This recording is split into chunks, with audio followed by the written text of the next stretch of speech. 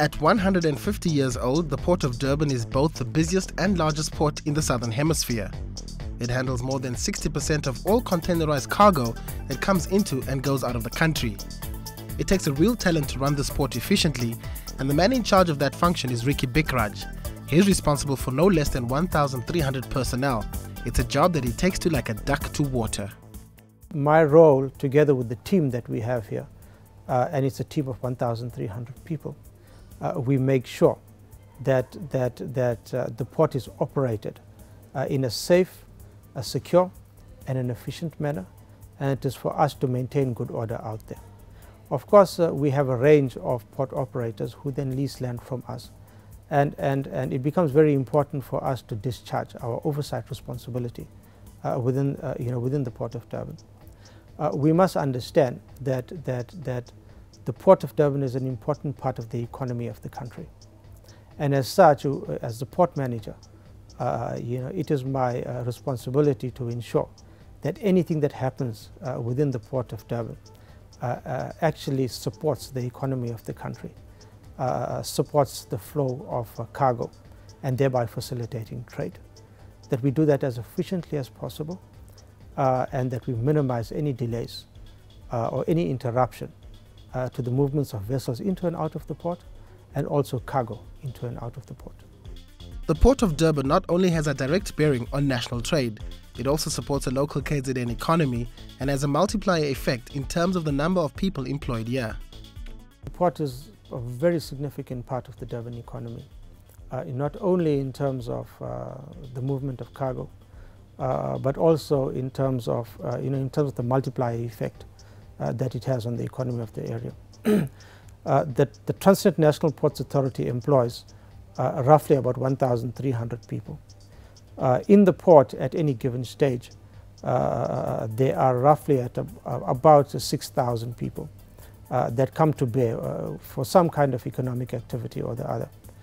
We have a multiplier effect of 5, meaning that for every 1 rand that is spent in the port, for every 1 person that's supported within the port in terms of employment, there are 5 other people out there that are supported, or 5 rand that is created elsewhere. So that multiplier effect is quite significant, and as such it makes it a very important part of the economy of Durban. The discovery of Durban by seafaring explorers like Vasco da Gama not only led to its status as a port, but even the name of the province can be attributed to Vasco da Gama. The Port of Durban has come a long way since. It has seen the evolution of the different types of seagoing vessels, from the early sailing vessels. Indeed, in the quest for some of the colonial nations back in history, especially those seagoing nations, such as England, Portugal, Spain, and very important, the Netherlands, looking for a sea route to the east, actually stopped over in Durban. Durban was obviously visited by Vasco da Gama and various other explorers, and it was during colonial times that Vasco da Gama actually landed in what was the Bay of Durban on Christmas Day, and this is how the place, the province, became known as Natal. After Vasco da Gama named it Terra da Natal. Today, the harbour handles millions of tons in cargo, the bulk of which is containerized. It's said that the number of containers at the port is a clear indication of the health of the economy.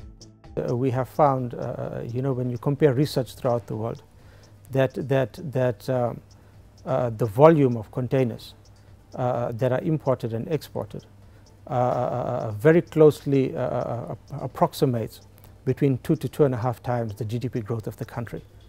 It has proven to be a very accurate rule of thumb. So it is true in most cases that the volume of containers that's imported and exported is actually a very strong indication of the GDP growth of the country. The cruise liner terminal also falls under the jurisdiction of Durban Harbour, and as such, plans are underway to give this part of the port a major facelift, all in aid of improving cruise tourism. together with a range of other stakeholders. The Transnet National Ports Authority is very instrumental in assisting with growing cruise tourism on the east coast of Africa, and Durban is obviously leading this initiative. We currently have the NZ passenger terminal that we are using as an interim passenger terminal. We have already commenced a feasibility study for the construction of a new passenger terminal within the Port of Durban. The Port of Durban has achieved many milestones in its history, none more outstanding than its status as the foremost seaport in the Southern Hemisphere. One of the greatest achievements for the Port of Durban is that it's been able to achieve the status of the largest and busiest port in the Southern Hemisphere. Yeah. Within the port, it has achieved several milestones. The Durban Container Terminal has broken many operational and efficiency records. We have, roughly about 2 years ago, opened a brand new second container terminal called the Pier 1 Container Terminal, which is quite an achievement. So the container capacities that we are currently achieving, is quite a milestone for the Port of Durban. We've also achieved several other accolades, as far as the positioning of the port is concerned. In 2004,